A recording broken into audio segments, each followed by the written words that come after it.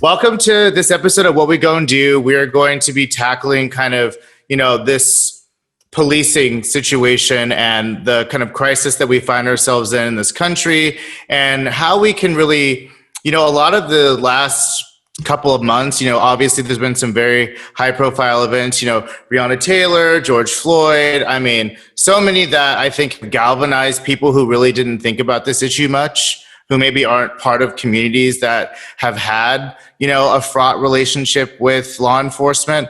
And I think that a lot of people are kind of waking up to that. And I think that like these protests and, when you see things like defund police, when you kind of see all these calls for abolition, it seems as if it's always kind of coming from the same voices. And I think that there are probably many voices within your community. I mean, you guys are part of our community. So that's like part of what we're trying to reestablish is it's not, necessarily the community versus the people that enforce the law. If anything is going to change kind of more sustainably and with kind of a longer, a lasting change, then like almost, you need to be, if not leading the charge, at least supporting the types of efforts that might kind of create a more mutually beneficial relationship for these communities. So that's what today is hopefully going to be about, is kind of hearing from you guys. I plan on doing a lot of listening. I definitely don't mind chiming in.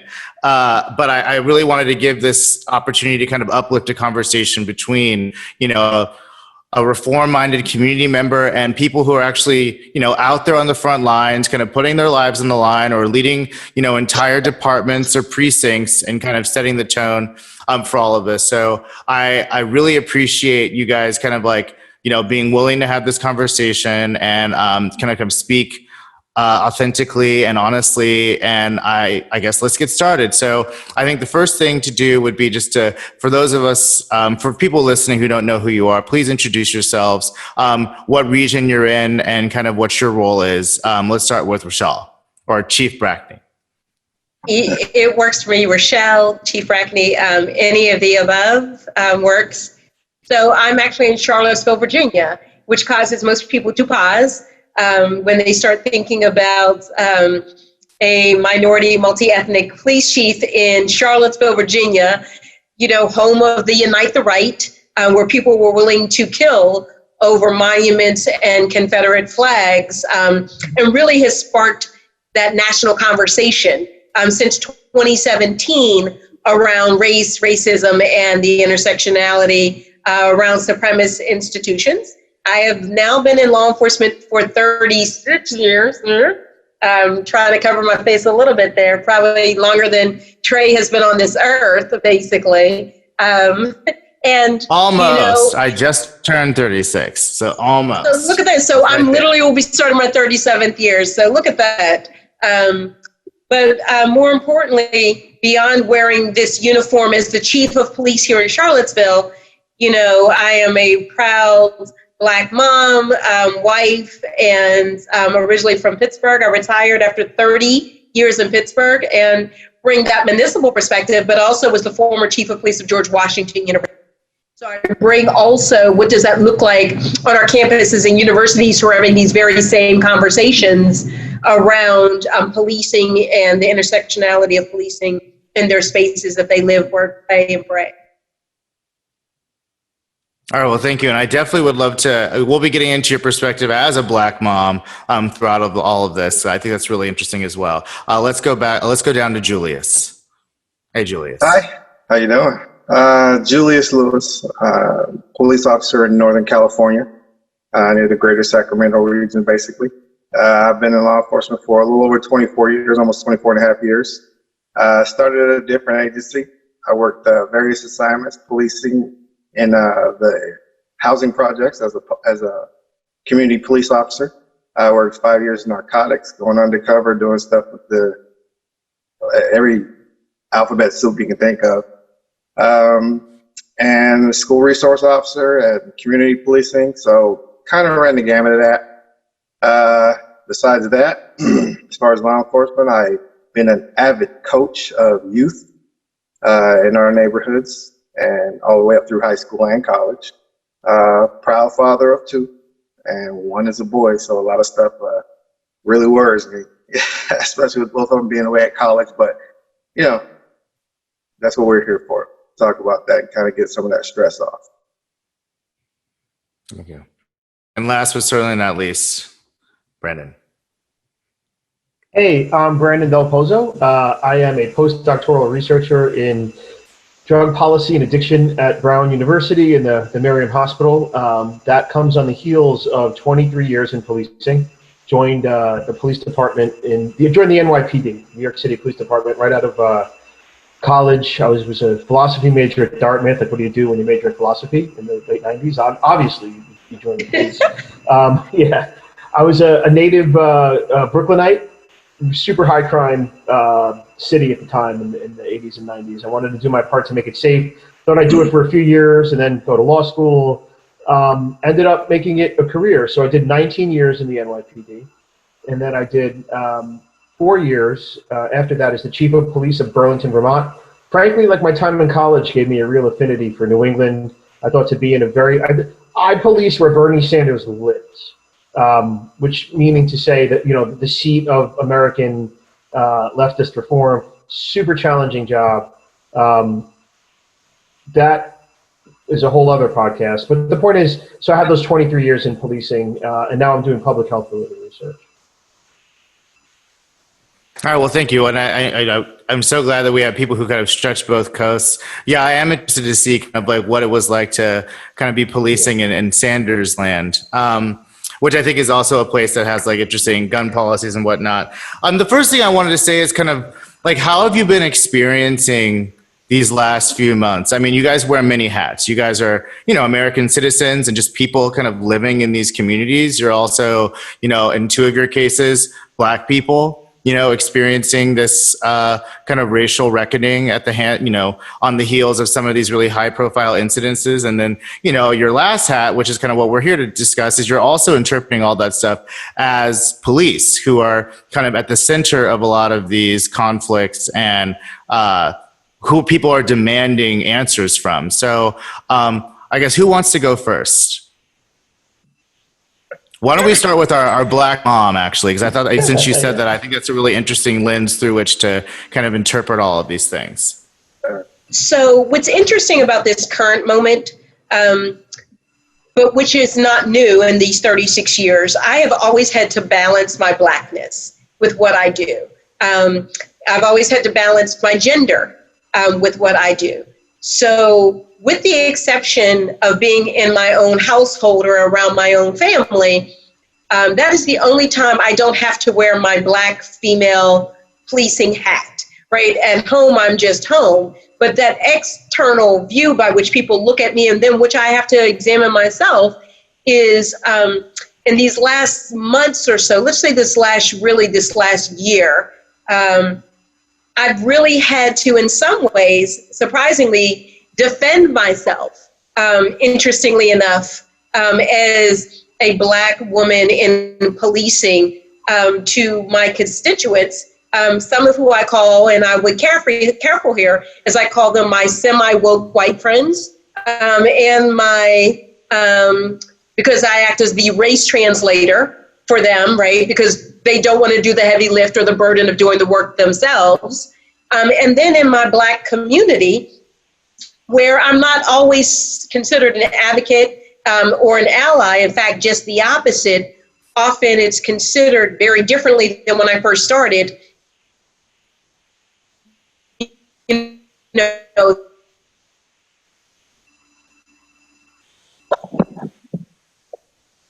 I think you froze up just a little bit there, RaShall. We need to get these departments better internet. You know, maybe we can fund that part. Yeah, fund that part, as well as more training. they do sit in a profession that is at minimum 70%. RaShall, can you hear me? Oops. There, yep, she'll be back. She'll be back. Okay, well, and also we can edit that part out. Here she goes. Yeah. She's back. Look at that. He's back. Okay. I hope somebody else jumped in there to say and picked up that stream. So that might have been a perfect segue. And I've not had to balance it. So I can really just pass it over to my male counterparts to talk about how they've had to manage probably something more recently than, I know I've had to manage for the last 36 years. All right, Julius, you want to jump in there? Yeah, sure. I find it really interesting how you mentioned having to balance, because it seems like it's a dual balance. It's like a balance between your Blackness and being a police officer in the community. And then it's a balance between your Blackness and being a police officer inside the police department. So it's almost like, well, anybody who knows me knows I don't have a problem with telling me that I'm a very proud police officer, but first and foremost, I'm a Black person. I've always been, I've always embraced it. That's just what it is. And so I don't have struggles with trying to fit in. And a lot of times I think Black officers feel like they have to change their personality per se to fit in with a certain group or mindset. I don't have that issue at all. So it really kind of bothers me that everyone can't just be who they are and bring what they have to the table, put it together and make a more, homogenous and open community and society. But those struggles do exist in this profession. Like some people don't think you're Black because you're an officer. And then some people inside the police facility say, well, you're not like them. And I'm always quick to say, yes, I am. Not all Black people are the same, just like not all white people are the same. But sometimes people try to put you in a box, and they don't know which box to put you in when you're a Black law enforcement officer. And so that's a bit of a challenge, but I really don't pay attention to that anymore. It might have bothered me a little bit in my mid years, maybe about 5-7 years on. But after year 24, I figured out I always have to be myself because I have to come home and live with myself. I have to be who I am to my family and friends. And if I start switching up, they'll be the first ones to tell me. So I try to treat everyone with respect and dignity, and that's it. That's where I lay the line down. So yeah, that's just how it is. And before we move on to Brandon, just because, I want to dig a little bit into that in terms of, as a non-police officer, it has been really tough as a Black person these last few months. You want to talk about, it's like I went to Yale. I have like a lot of white people in my life who, I love and they're friends. And it's been very overwhelming to kind of receive all of these messages and all of the backlog of years of not talking about this. Now that everyone wants to talk about it, I would imagine that for Black police officers, not only are you kind of maybe getting that from your colleagues who are trying to, maybe in some good cases make sense of the real kind of pain in these communities and how there might be some responsibility in the department for how they feel. And then from your community as Black people saying, like, how could you guys be a part of something like this or an institution that is rooted in, slave catchers and race, kind of however far back you want to go. How has it been to kind of navigate that? I mean, obviously you have, dealt with this for many, many years, kind of being a proud police officer who's also a proud Black person, but has it been more difficult, or have there been different conversations or questions that you've been asking? Yeah. Even from your children, I'd imagine? Yeah. Yeah.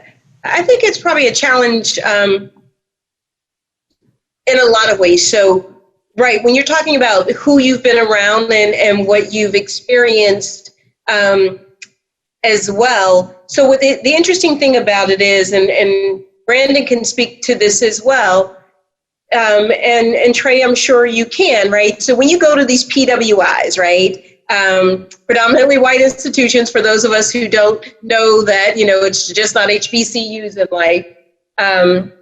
and so I'm sorry, yikes, didn't realize I was still on. But so when you go to these places, you do have a lot of people who are interested in, genuinely interested in your experience. But I think almost right now, the over interest feels like an experiment versus an interest in my experience. And that's a very different place to sit in and having to sit with all of these. And I have a lot of people that are saying, oh, yes, can you talk to us about that, right?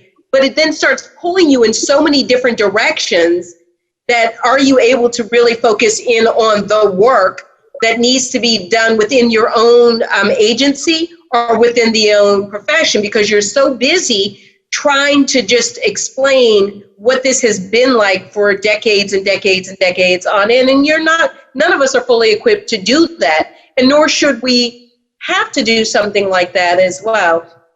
But also the good thing about this moment is that my experiences are now authenticated, right? So prior to this moment, oftentimes, when I would talk about my experiences, it would come on the heels of some other negative. Either, I was too emotional as a woman, I was too angry as a Black woman, or I need to just be grateful for being in my position because I was allowed to have access in either as a quote unquote quota or affirmative action hire. So I think now this moment really has allowed my real lived and some shared experiences with, my colleagues here to be authenticated and say, you know what, this is actually what has been the experience.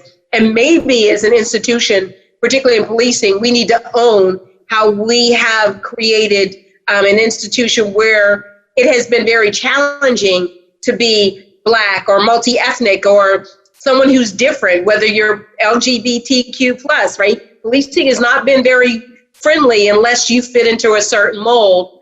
And this is a time where they're having to do a lot of self-examination and have to do that in front of the world. You don't get to do it behind any thin blue walls or any other thin blue lines that may have existed up until this point.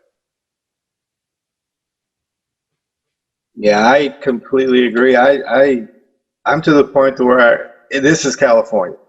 It's a very litigious state. There's a camera everywhere, as in everywhere else. These agencies aren't so much willing to try to cover up stuff as much as people may think. I don't believe in the thin blue wall. I don't see it, so maybe it's just because I'm not part of it. I don't know. But it's just, I've actually found a lot of my coworkers to be inquisitive about different things, and to maybe even ask more questions about, well, what do you think? Well, why would this happen? And I would have to explain to them, you don't know what the person's experience has been before you made contact with them, just like they don't know what your experience has been before they made contact with you. But for Black people, it's not usually a result of that one-time contact. It's usually a result of years, maybe even some cases, decades of distrust and being treated unfairly by law enforcement officers. It may have nothing to do with that contact that you have yourself. But if you just have a little bit of patience and you respect a little bit more, don't think that just because we're wearing a badge, you have to talk a certain way or try to bully anyone. A lot of times your mouth can bring understanding and compliance, period. And you don't have to use any of your tools on your belt if you're able to use your mind and your mouth and just your heart, just to understand people and take a little time to hear them out. And I think lately there's been a little bit more of that going on, people willing to do so, but I'm always talking anyway, so I'll tell them when I think something's out of pocket, and I'll tell them why. And that's it. If they don't like it, sorry, but, we all need to hear some of the truth sometimes, and sometimes we absolutely have to take responsibility for our profession, so we don't help ourselves out sometimes. And that part is frustrating to me because it just seems to keep happening and keep happening and keep happening. But I do realize that, in a sense, there's a difference in regions as far as law enforcement. Like some of the things that have happened in other states, I see absolutely no reason to happen because we have tools. And I don't know if you guys know about the rap where you are, but that's another thing. And I'm sure Trey will get into some of that stuff, mitigating factors and things like that. But And Brandon, why don't we let you jump in? Thank you. Thanks, Julius. Yeah, sure. No, I think this is such an interesting, I feel I got out of policing in December of 2019, and then George Floyd, in transition to some like a nascent career, like literally in biomedical research, with the intersection of drug policy and public health. And all of a sudden, George Floyd was killed, right, in Minneapolis. And, my phone started ringing. Hey, Brandon, you've done 23 years in policing. You got a PhD where you wrote a dissertation in the, just literally the political philosophy of policing and democracy. What do you think about all this? And I felt like, I love actually being on this podcast, because I'm looking at a man and a woman who I can tell just love the profession, are proud to have been in it. We don't get much of that these days. It feels pretty beleaguered, and I see two actively serving officers who were reminding me of what I loved. I would have loved to have been, not to say in the locker room, RaShall, but like somewhere in that informal set, right? Like that informal setting where we could just like speak our minds about our days at work. Because right now I think there's a lot of tensions that need to be resolved. And one that I see is, if I can take the liberty, is let's call ourselves colleagues broadly. Two black colleagues saying, I do and don't at the same time agree with all of the monolithic statements about policing the black community, right? I've been told by activists, you don't listen to the black community, you don't listen to what the black community needs about policing. And I would counter and say, what is this monolithic, single-minded community that you're talking about? And you can see in Chicago, you can see in Minneapolis, some people say abolish or defund in that community, and others saying, wait, hold on. I don't think so. I actually value my police protection, and I want it there when I need it. And then we have men and women of color who are wearing the uniform saying, this is my life's work, and I'm here to protect that community. And I think we need to be more sensitive about that and resolve it. I also think that we need to take stock of this fundamental paradox in policing, which is that the most liberal cities seem like these siren calls for, not siren, police siren, but like the Greek sirens, right? These siren calls for progressive chiefs. Charlottesville needs a progressive chief. Seattle needs a progressive chief. Portland needs a progressive chief. Burlington. I'll tell you, like, these progressive cities seem like a canvas for reform. They have been the most relentlessly unforgiving of their police chiefs. That's right. Of any of the American cities. In fact, driving them out in ways that I think really, really damages the profession. Chris Mangus he's an openly gay reform chief who was posing with Black Lives Matter protesters with their signs a decade ago or more, before it was ever tolerated as a political statement. He had to offer his resignation. It wasn't accepted, but had to offer it a few weeks ago because of a horrific death. But if you look at nobody becomes the chief of Seattle, the chief of Portland, because they want to stick knives in their eyes, and they're secretly super reactionary conservative chiefs that just want to stick it to a city. No, they want to lead cities into the 21st century with policing. But look, the chief of Seattle has resigned. The chief of Portland had to resign. The chief of Dallas, African-American woman, Renee Hall, she resigned yesterday. Where there's like a lot of peace in policing in like very conservative cities that don't want to reform. So I think we got to fix that if we're looking to get police leadership to really make a difference. And there's a lot more to say, but I think that's a good start. Well, I think that not everyone's as aware of the kind of like inner workings of the departments, or kind of like the political pressures on these chiefs. And obviously change is tough, especially when you're trying to change a relationship that is generations, old, and is, and there's a lot of political factors trying to make it not change in the ways that I think people on the ground are advocating for. But obviously a lot of these people are resigning, not because there was impatience with their progressive policies or politics. It's about these incidences that happen that kind of just completely shatter any belief that these departments or these leaders are able to control these incidences. I mean, so we've talked a little bit broadly about the profession and kind of like the different dynamics that are at play.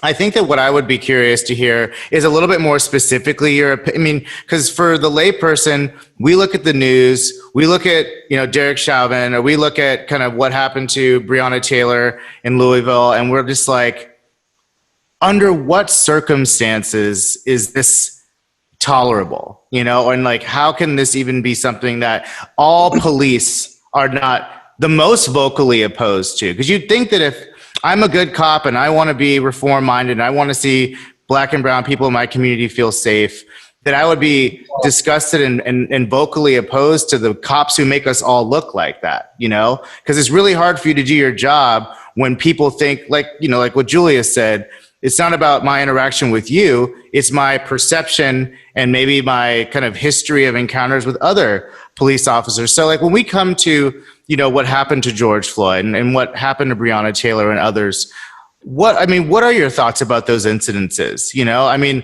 are there some that you find like completely egregious, like we don't have to learn more information about it to know it was wrong? Or like, how do you guys make sense of these specific incidences? You know, obviously they're one of millions of interactions, but they're extremely impactful in terms of public perception. So if I could just reflect for a moment, and let's just talk about it more versus the specifics as to why there's finally an outcry, right? Because we've been naming names for a very long time. You know, if we start to go back, you know, Rodney King was the very first one in 1991. So from 1991 to 2020, there are a litany of names, some that we, you know, the families will never forget, but it has happened so frequently that most of us can't go through and name wall after wall after wall after wall, but then there's these ones that really just stay with us and linger, and we can't shake it off no matter what, right? As we think about police reform, as we think about all of these issues. There's something I think that is really important about how do we get somewhere from where we are now, right? How do we, you know, reshape, reimagine a future of policing, a co-production of public safety that we all agree on, as I say, as we renegotiate that social contract with the communities that we serve on how they would be served. So I think the one thing that really concerns me around not only just the incidents, it's almost building on what Brandon said, is what are we willing to do as a society to make sure that we eliminate, however we do that, those systemic cultural issues that are existing in policing that allow for very non-reform minded chiefs to stay in their places, and you don't elevate the voices of those persons who've been advocating for reform, and you don't create allies and alliances with them so that you can rip this system apart from the inside. And that's what we refuse to do. We take the easy way out and accept resignations from really these thoughtful, intentional leaders in policing, you know, like Carmen Best, like Renee Hall, already going after Danielle Outlaw in Philadelphia. You know, I am under attack every day in Charlottesville, right? So it's easier to get rid of this individual chief and let's see what happens. It's not going to change the culture of that agency or that policing agency. An example I say all the time is they fire coaches in football, right? Being from Pittsburgh, huge Steeler, huge football fan, right? Just huge. They fire coaches. But here's what happens.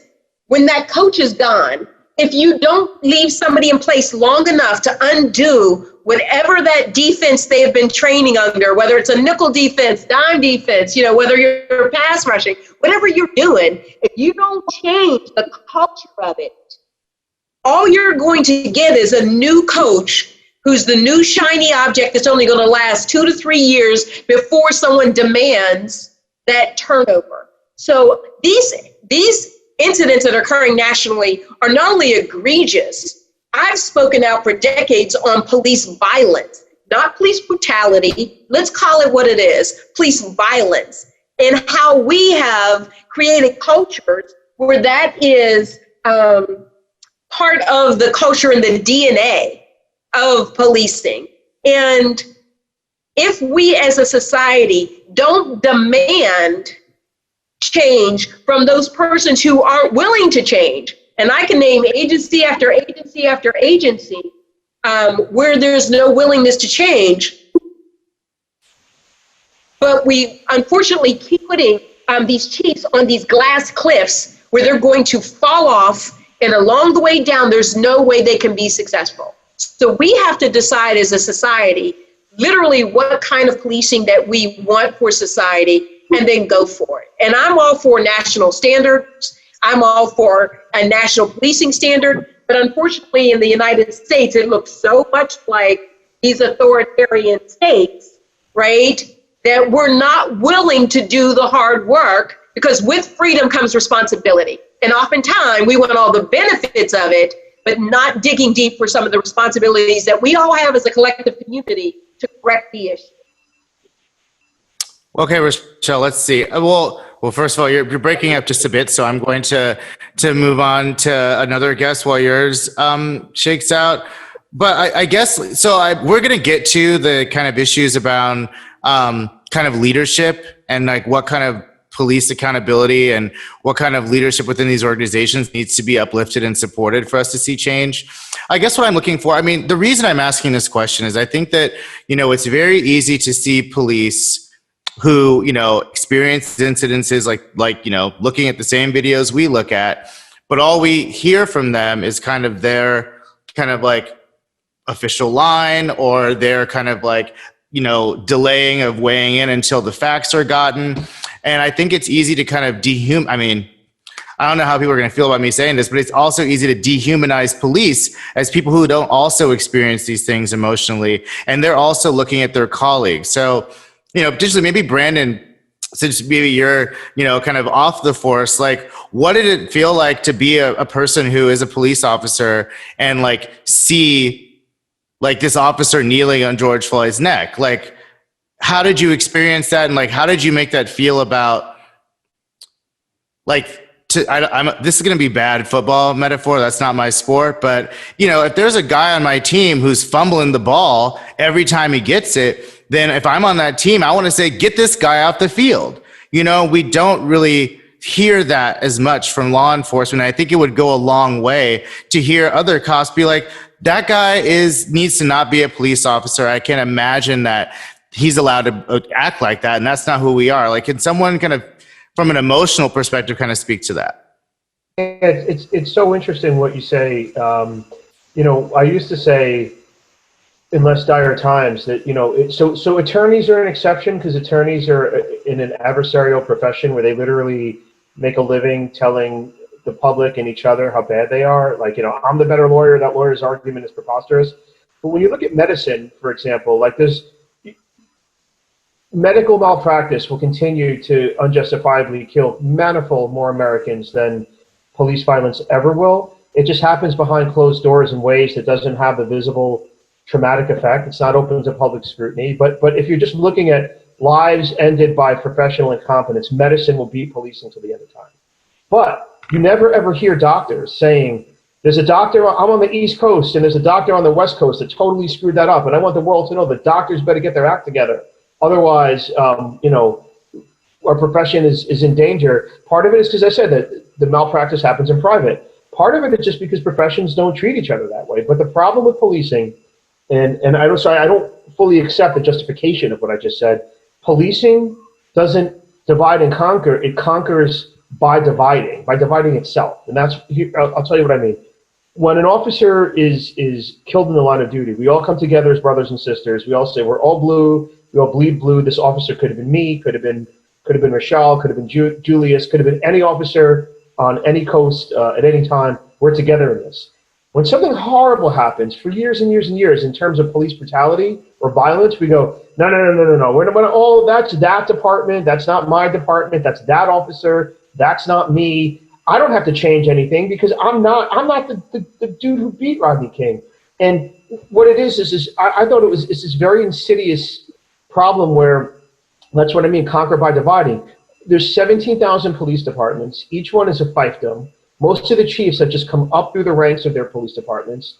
They know the union head because it's a guy or gal, usually a guy that they came up with. They know all the senior commanders because they're their buddies. Cultural change even if it's necessary, is very, very, very hard. And what they've had the luxury of doing is saying, George Floyd's not going to happen here. Jordan Edwards is not going to happen here. Breonna Taylor's not going to happen here. Because sincerely, actuarially, it's just not. Actuarially, if you look at the most uncharitable numerator of people killed and put it over the denominator of police departments, you can always roll the dice and say it's not going to happen here, and it probably won't. The problem is Americans have wised up to the fact that it could happen anywhere. And it can happen anywhere because of fundamental problems with police culture that have been very, very hard to wrap our hands around. And then the real tragedy is, like, I look at Julius and RaShall, I'm out of the profession, but you have this tension where there exists this very insidious problem that RaShall alluded to. I mean, RaShall is a woman who testified in federal court against cops in favor of a man they shot, right? You have people who join for all the right reasons to do all the right things, but then they're part of this system that's in tremendous tension with tremendous problems and is very resistant to change, and it doesn't hesitate to come together in the we all bleed blue brotherhood and sisterhood when there's glory, but then when there's shame, we just melt down into 17,000 different police departments, and now that's come home to roost. I mean, yeah. I also feel like I've seen some examples. I want to say it was Buffalo when the old man got shoved by the cop, and then you saw all the cops who were EMTs resign in protest because of the mayor's kind of rhetorical response to that. Like, I do feel like there still is this reflex to say, all of us or none of us, even the worst ones, will protect until our dying breath. And that's the part. It's the accountability that I think is really difficult. I mean, I guarantee, yes, a lot of people go to the hospital and die because the doctor didn't know what they were doing.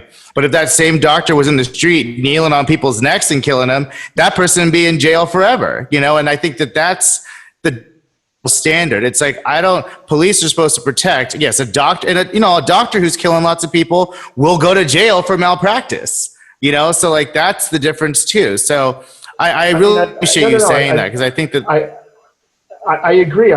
Believe me, I'm not justifying, and I'm dying to hear what I saw a facial expression on Julius. I'm dying to hear what he has to say. But me too. Yeah. Two things real quick, Julius, if you don't mind.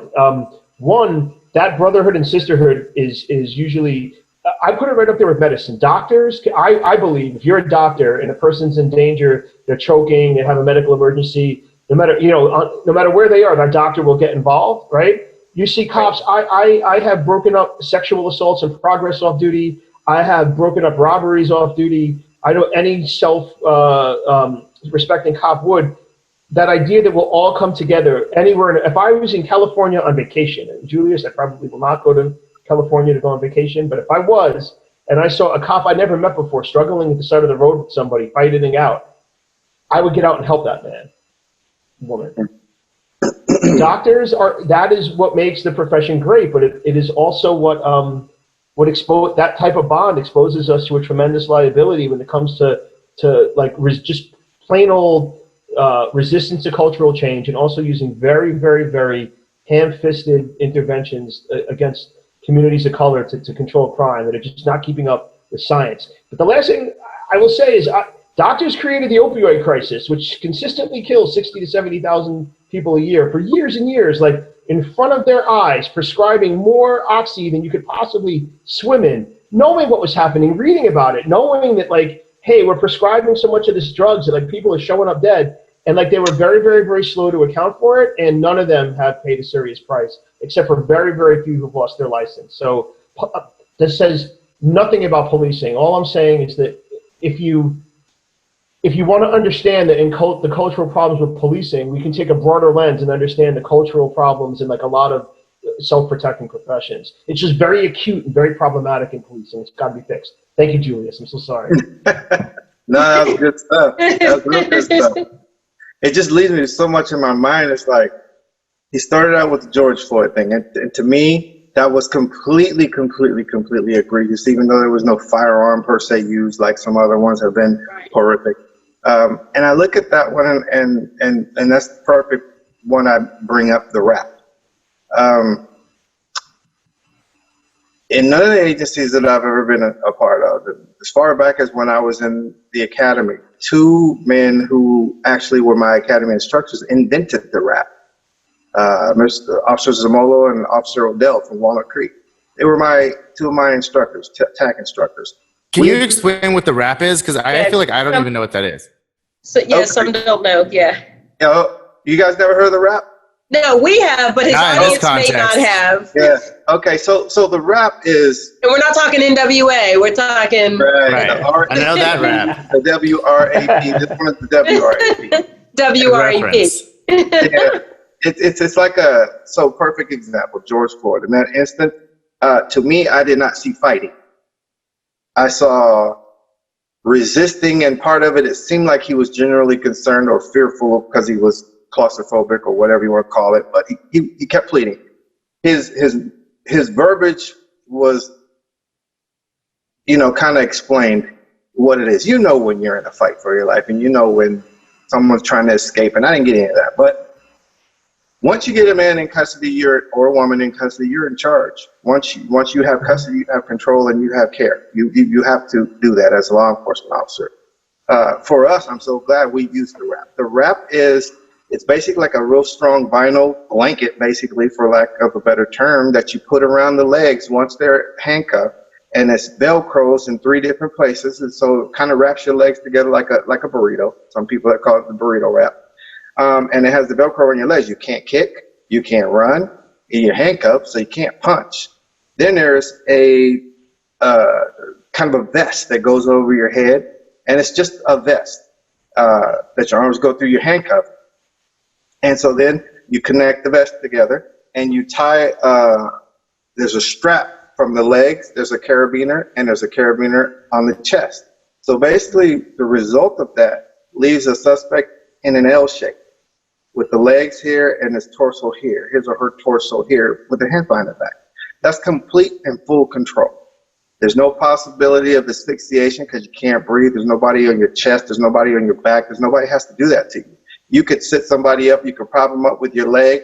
You can hold them with your arms. You could sit them up against the patrol car or the wall. So for me to see that, I had a lot of questions. I was like, so do they not have any of these things, or are they just...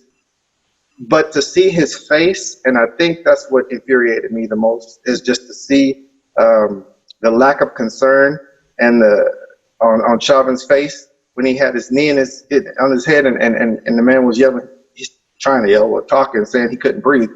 That brings some very serious emotions to the forefront. But I have to say, even of my other white coworkers, I would have to say. Probably 99% of the ones I was spoken to found that absolutely, completely egregious.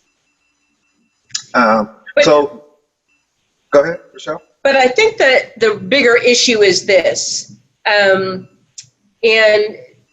so Brandon is right, and Trey, you are exactly right on this. There has been a lack of holding ourselves collectively, is what you're asking for, accountability, and owning how we contribute to systems, right? How we actively contribute to systems. And I wasn't ignoring you all, but I was pulling up a op-ed that I'm finishing writing. And one of the things I cite in here is particularly out of Minneapolis, when you have Lieutenant Bob Kroll, who's president of the Police Officers Foundation of Minneapolis, in 2019 says, the Obama administration and the handcuffing and oppression of police was despicable. The first thing President Trump did when he took office was turn that around. He decided to let cops do their job, put the handcuffs on the criminals instead. So here's what's interesting about that.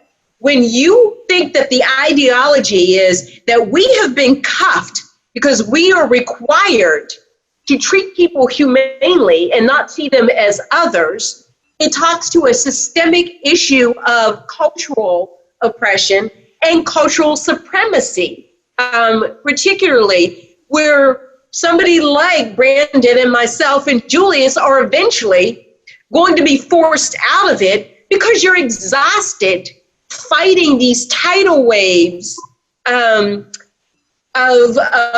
you know, championship and tidal waves of just being an advocate, right? After a while, you just become exhausted with it. I literally am having discussions with IACP President Kes Stevens and saying, hey, here's some things that are going wrong. And you as the IACP, the International Association of Chiefs of Police president, are you pushing back on the administration to say, we don't agree with this. This is a bad philosophy. This is something else. And basically he writes back to me in his statement on May 31st, police leaders and the officers they command will need to embrace the concerns and criticisms that have been given voice during these protests and re-examining their approaches and policies. We'll need to work tirelessly to get the trust of the communities. But back in March, when I'm confronting him on this, before all of this, in private emails, he's basically telling me, we're working really hard with the Trump administration to get a seat at the table. And what I say to him is that seat at the table worth the price of our admission, that we are going to really just ostracize Black and brown communities so that you can have access, that you're willing to sell us out. So until we as a nation come against those powerhouse unions and the impact that the unions have on our profession, we are at the mercy. And I say we, those of us, you know, they don't always see me, they don't always see Brandon, or they definitely won't see Julius in his role, or Trey, even you, they'll just see you as a threat, right? Until we get some control over that, then we're going to find ourselves in these same positions. And I've even called out during a national mayor's conference, said, you know what, you're complicit. Because in front of these cameras, you say you want police reform, but in back doors, you're signing their contracts. The mayors are the ones who sign these agreements and what the contracts will look like. You bargained away how your police officers will police community for their votes and their endorsements. So you want to change the culture, you need to expose also those political affiliations as well. Well, thank you very much for saying that, because I mean, there's been so many moments like that where I'm like, they need better PR, these police, because the people who are speaking on their behalf are pouring kerosene on an already very, very fragile and inflamed relationship, you know? And so I think that because I was going to talk about unions next, but you said everything I wanted to get out of you guys, which is that sometimes I think that the real sentiment and the real desire to kind of like meet this crisis with genuine compassion and collaboration and, you know, innovation of like new tactics is undermined by the people who kind of get in front and say, we're the victims. You know, it's like, it's really hard to hear that. So I'm glad that you kind of addressed that. And I want to be conscious of our time. So I wanted to kind of speak to, you know, there are some things I think that can change that maybe all departments could enact that would make a difference. And obviously there's some that would work in California, or maybe there's like a RAP that should be instituted in Chicago. I don't know. Can you guys each speak briefly to kind of some of the things you think would be universal and things that you'd like to see kind of in your regions that might help? I'm sure RaShall. Oh, please, go ahead, Julius. I was letting Brandon go in as our public health person to take it as a public health approach, and then Julius, and then if you want, I'll swing it at the end. Listen, I thought RaShall made a really good point about Trump and the International Association of Chiefs of Police. Our primary, you know, there's the Police Foundation. I was on the phone with the director of the foundation today. That's a science and innovation-based organization, but it has a smaller constituency. Police Executive Research Forum is like this quasi-elite that you have to have a certain. I said that because I knew that RaShall would make a face. You know, that if you're like a certain type of chief in a liberal city or a big city, you have a seat at the table. The International Association of Chiefs of Police, all you have to do is be a chief of any police department. The average police department has like 17 people in it.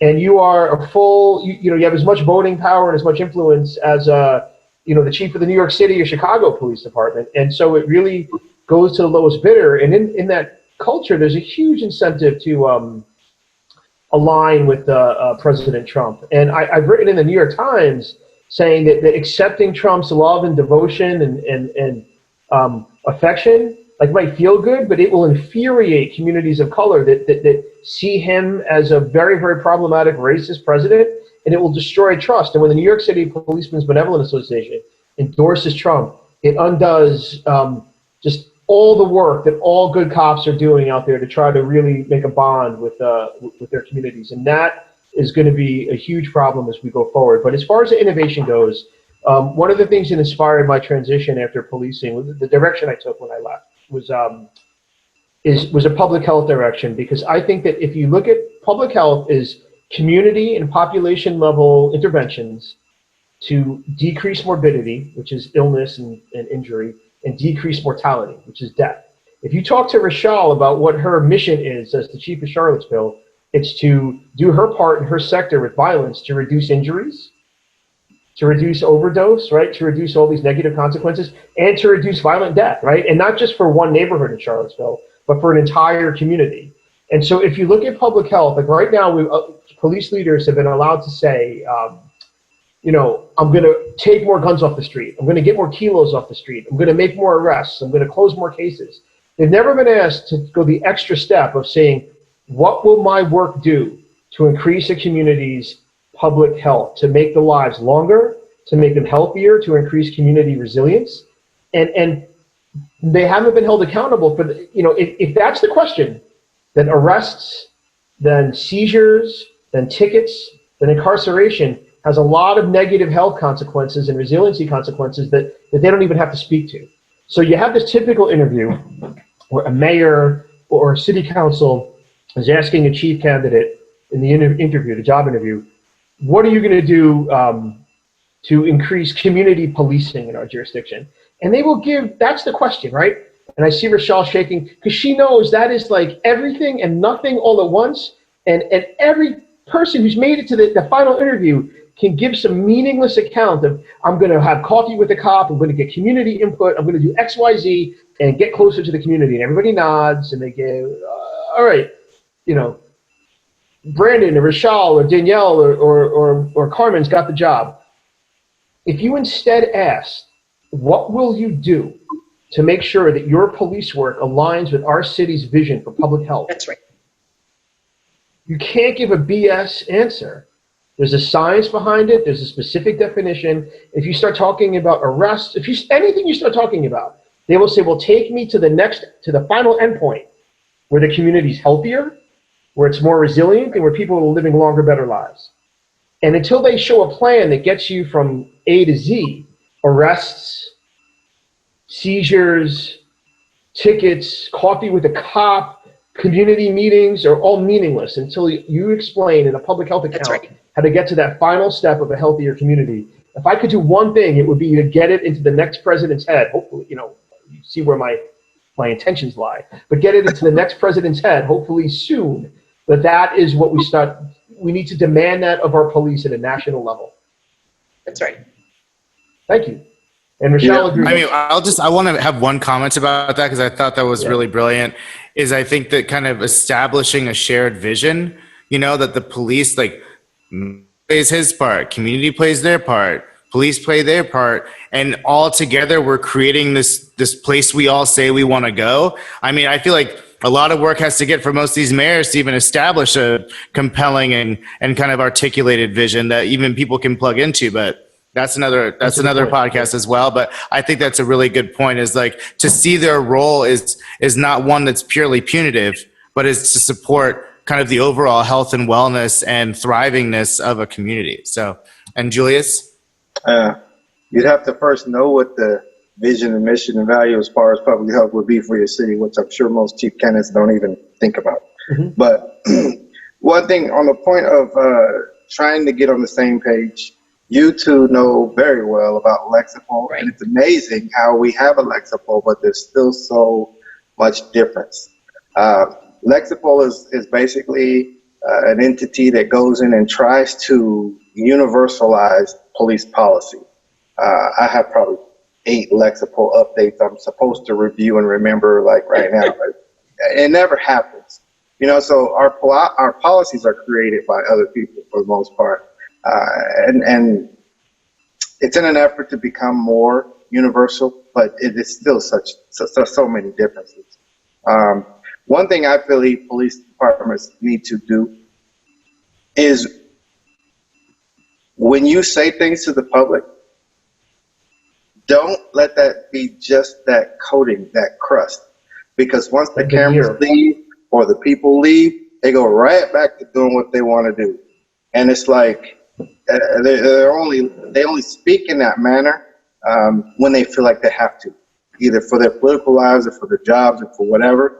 And another thing in law enforcement, they don't want you to promote if they don't feel like you can fit in.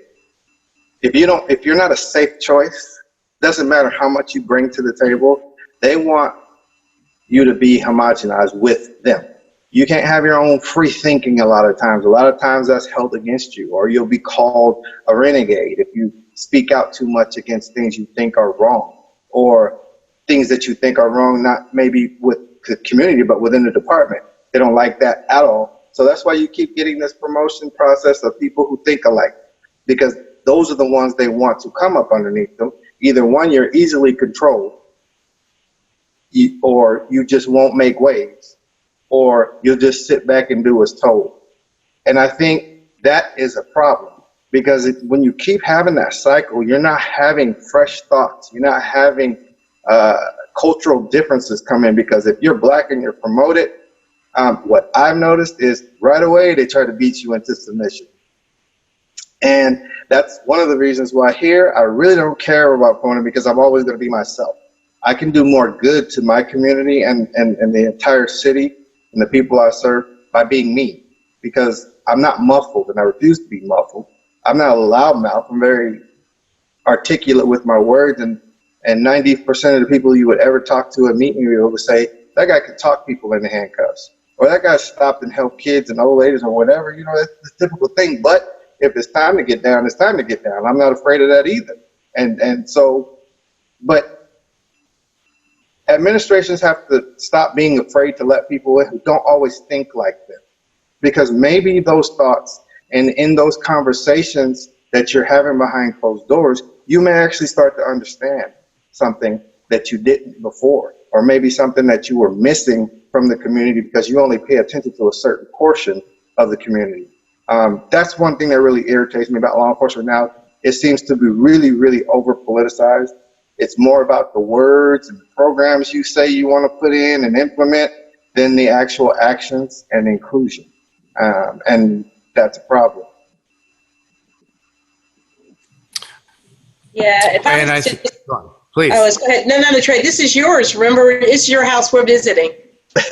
Well, I mean, but I only have you they get to see me all the time. Like, this is an opportunity for you guys to say something about, I mean, I think that definitely, and we didn't speak too much to this, but imagine the culture inside these departments that people who have, bold new ideas, or who want to expose corruption or practices, or, increased accountability.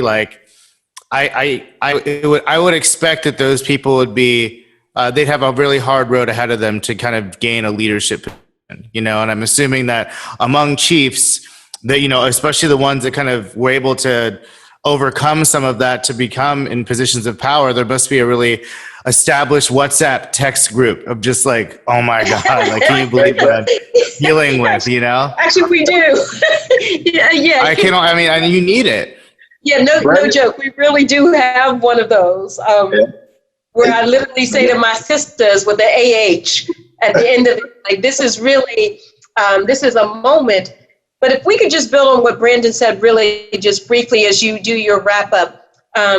So he's right. In my interview for this position, they asked me about my community policing philosophy and programs. And I said, I don't have one.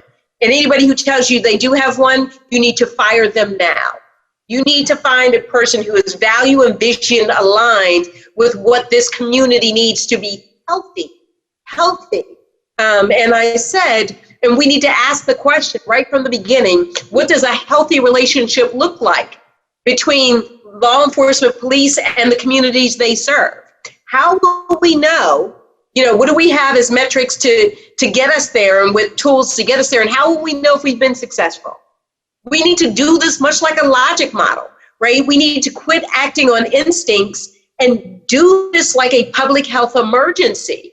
And if we treat it that way, then egos go out the door, right? If you treat police violence as a disease and we're all working to eradicate it, no one says, I'm ostracized because I'm the one who's found the solution. No, it's celebrated, right?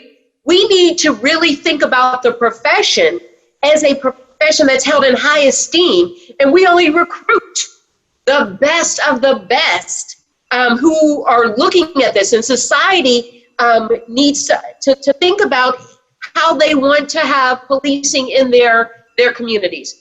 We have to build communities that are absolutely resilient, but not reliant upon formalized policing. And the way to do that is to come together as a community and figure out how we police ourselves, much like we do in our own homes, with community support so that we can all be successful.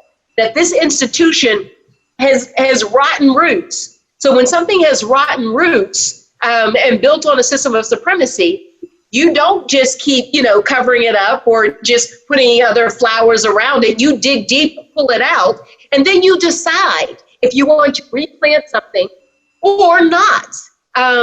It may be time to look at it very differently, or to look at some models from across the nation and not be so stuck on what we have here as being the best, that it may not be. And it looks like that way based on the number of homicides that we have here, the police encounters that we have here that lead to in-custody deaths. And I appreciate Brandon's example about the doctors, right? But normally that's a one-on-one relationship and covenant that you have with a doctor when you go to choose to have surgery or malpractice. This is a national covenant that we have with our policing agencies that says we will give up our freedoms to police ourselves, and we're going to hand it over to you. And if we're going to hand over something that's sacred to you, you don't violate that covenant. You don't violate that contract. And then you must hold us accountable when we do that. And until we're ready to own our part in this, probably, as Prince EA says, boy from your side, homeboy from your side of the town, he's like, this is why this will continue to happen in 2020.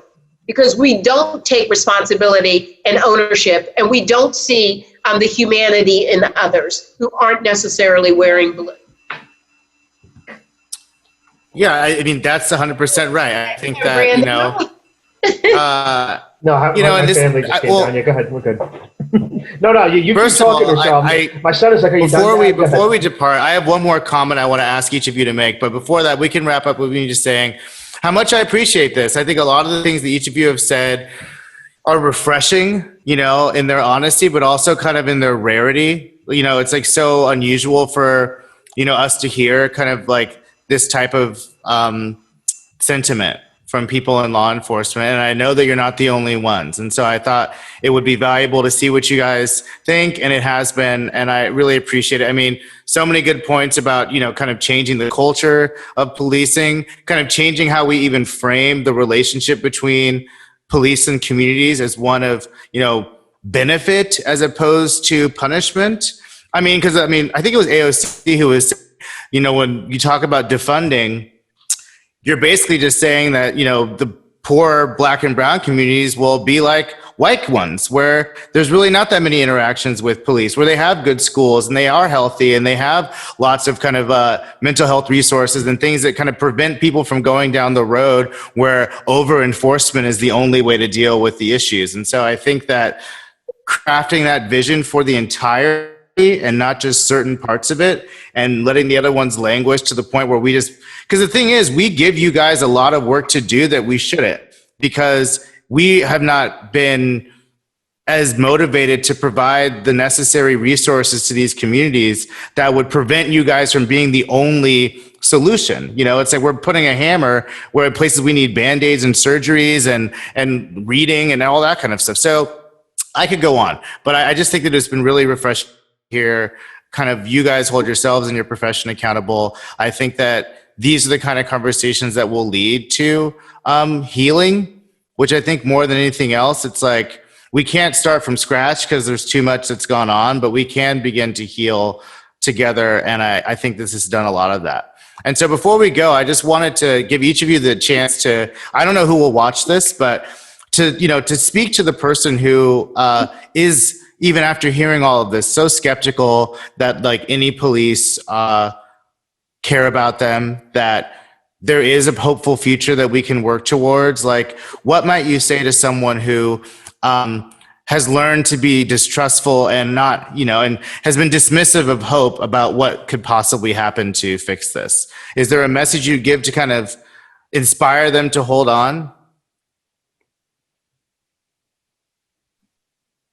From my end, I would say it's kind of like a lot of things. There's way more good than bad people in the police department. Not just officers, but other people who you're going to have contact with, community service officers and everything else like that. There are people inside that are trying to make change from the inside as well, is what everybody should know. It's not just, I'm on the outside and I'm on the inside, and it's like, we're trying. You have to just keep talking, and sometimes you will be looked at kind of side-eye, which is fine. I'm good with that. I've been okay with that for quite some time, but we have to hold the leaders just as accountable as you hold the people out on the street. You can't be wishy-washy. You have to be fair, firm, and consistent. You can't let certain officers get away with things because they've been around 30 years, and then a new guy who's been around 30 months, you treat them different. I mean, it has to be some consistency. Fair, firm, and consistent is the way I've been taught. But it's not all lost. People are really trying, and those who are working with the police department, some are listening to them. So it's going to be a rough battle. There's a lot of high emotions, and this whole political stuff doesn't help, because I would venture to tell you myself personally, about 90% of the cops I've ever worked with are Republican. And they latch on to some of these words, and even if they don't do the actions, because it caused me to look at my Facebook and say, might need to delete that one. I didn't know that. But, it makes you look at people a little bit different once they start opening their mouths about the political stuff, especially in this climate. So it's not going to be easy, especially with everything going on right now. But there are officers that really do care about people. There are white officers who are really good people. All kind of people inside the agency who are there for the greater good. That's all they're concerned about. And I know people who've even lost hope or even the desire to promote because they don't feel like they're going to fit in with that mold. So they stay where they are and they try to affect change where they are. So it's not all lost.